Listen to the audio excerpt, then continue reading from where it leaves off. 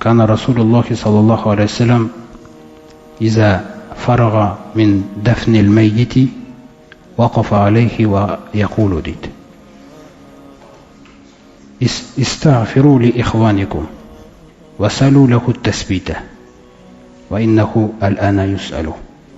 Пайғамбарымыз саллаллаху алейхи ва саллям қашан бір жаназаны жерлеп аяқтап болғаннан кейін орнынан түрегеліп сосын адамдарға айтатын дейді: ей адамдар, мына бауырларыңа кешірім сұраңдар қазір Алла Тағаладан. Бір, екіншіден, мына бауырларыңа Алла Тағаланың бекемдеуін сұраңдар. Өйткені сөзсіз бұл қазір сұралып отыр дегенде. Сахабалардың өздері де, кейбір сахабалар мысалы өлейін деп жатқан сәтінде менің қабірімнің басында жерлеп болғаннан кейін де бір түйені шалып, сол түйенің еті таралып кететіндей уақыт қасымда болыңдаршы деген. Мен сұрақ қойылып жатқанда сезейші сендердің бауырмалықтарыңды дегенде. Қандай дәрежеде бұлар ұстанған бұл дінді. Кетпеңдерші, ана түйе сойылып, еті таралып кетпейтінше уақыт болыңдаршы менің қасымда деген. Сонда өзі жаңа сұрақтың өзі сонша уақыт екенін білдіріп тұр ғой сахабалардың есінде. Бір түйе бауыздалып, сойылып, сол жерде еттері таратылып, кететін уақыт бойы менің қабірдің басында отырыңдаршы, сұраңдаршы дегенде. Бекемдей көрші Раббым. Бұл оңай нәрсе емес. Құрметті жамағат, біз бұны осы қабірде біреуді жерлеген кезде осы нәрселерді істеу керекпіз біз. Бұл иманның көрінісі де оңай нәрсе емес ол. Бұл бекемдік сұрау деген мәселені пайғамбарымыз сұра деп жатқан. Сұрау керекпіз де. Оған керек ол. Өйткені оның қазір ешкімі жоқ. Ятбағул мәйита сәләсә. Жаңағы марқұмды қабіріне қарай апаратқан кезінде артынан үш-ақ нәрсе ереді дейді. Міне. Ахлуху ва малуху амалуху. Әйел баласы, ата-анасы, туысқандары деген мысалы. Малы, сосын жаңағы амалы. Фаяржиғу иснәни. Екеуі кері қайтады дейді. Болды. Екеуі тірі адам тірлігін істейді дегендей ғой. Болды. Сау бол. Сондай нәрсе ол.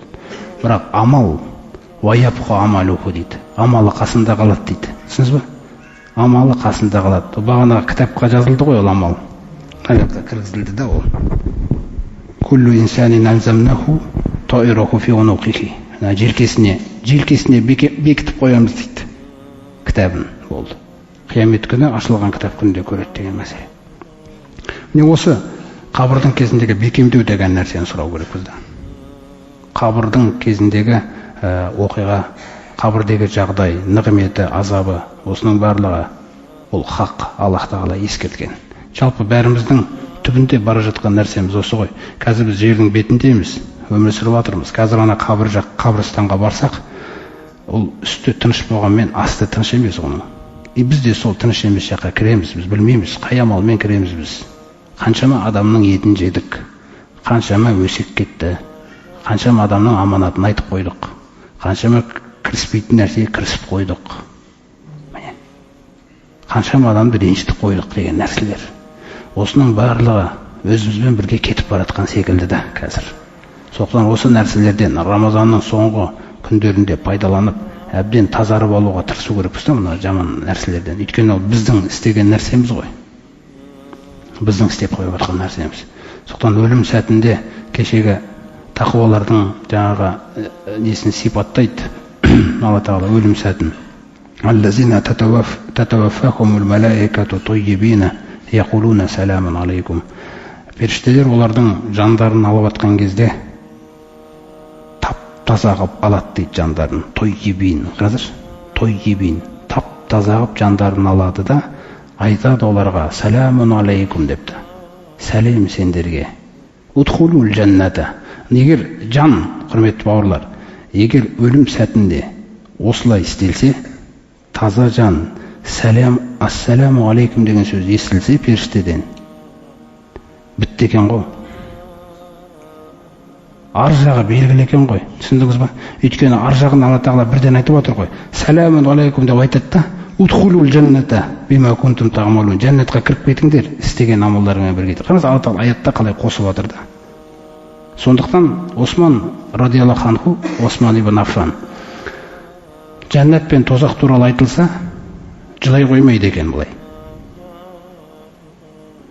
Бірақ қабірдің басына барып, қабірдің басында тұрса, бір адамды жерлеген кезде жылайды екен.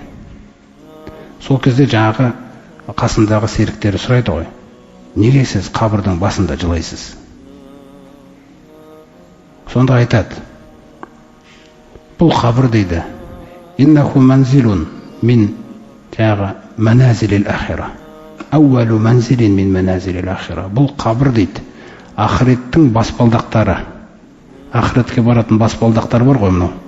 Сол баспалдақтардың әуелгісі ғой дейді.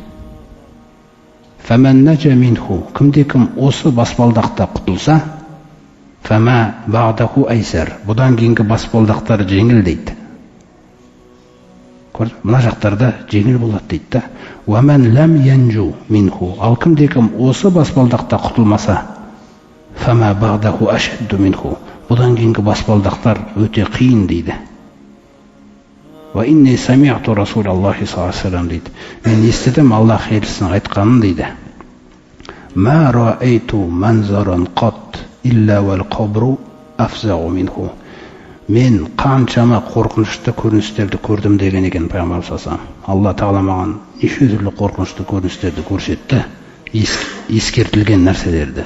Солардың ішінде дейді, қабірден қорқыныштысын, қабірден үрейлісін көрмеппін дейді. Міне сондықтан қабір, құрметті жамағат, ва мин вараихим барзахун. Мына әркім өлгеннен кейін оны күтіп тұрған нәрсе барзах дейді. Мына пердені ақыретпен, өлімнен кейін ақыретке дейін болатын жаңағы сәттің бәрін Алла тағала перделеп тастаған ғой бізден. Перделенген ғалам ғой. Сана періштелер қазір перделеніп тұр ғой бізден, біз көріп тұрған жоқпыз оларды. Дәл сол сияқты бұл барзах әлемі перделенген. Оны қазір біз барып бір қабірді қазып атсақ, ол көрсетілмейді бізге. Оны көрген адам мерт болады. Иман олай келмейді. Иман көрмей сену керек та. Бұның бәрін көрсетпей тастаған Алла тағала. Ол жүрекпен ғана сенетін нәрсе да, жүрекпен істелетін нәрсе. Алла тағала осылай қалаған.